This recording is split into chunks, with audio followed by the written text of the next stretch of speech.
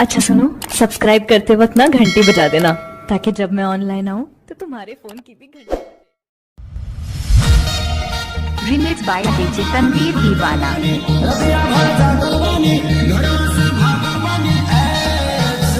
DJ Tanveer Mirganj बाजार वाला, मीरगंज बाजार वाला।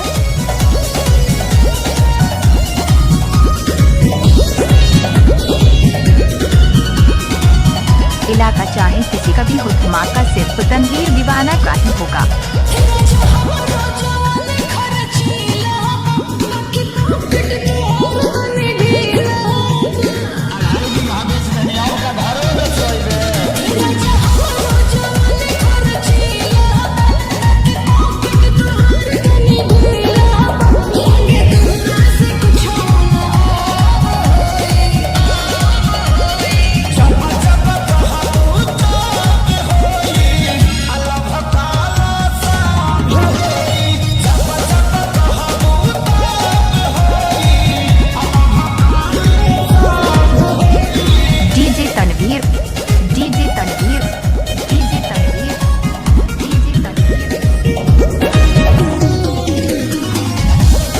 बाजार वाला, मीरगंज बाजार वाला, मीरगंज बाजार वाला।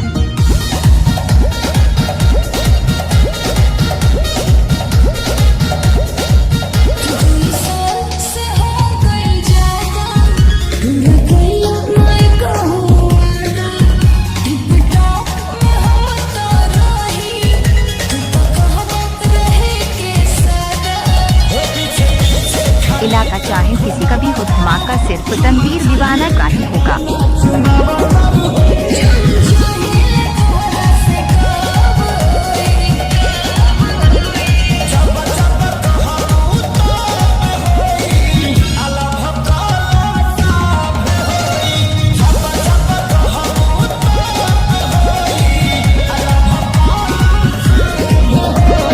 रिमिक्स बाय डीजे तनवीर दीवाना।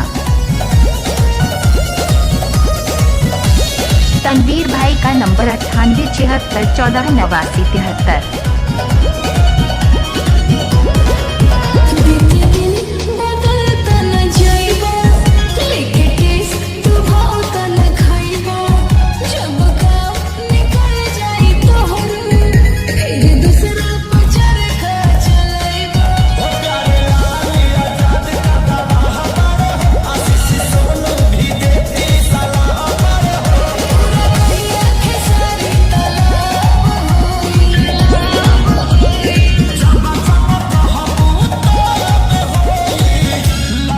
तनवीर मीरगंज बाजार वाला।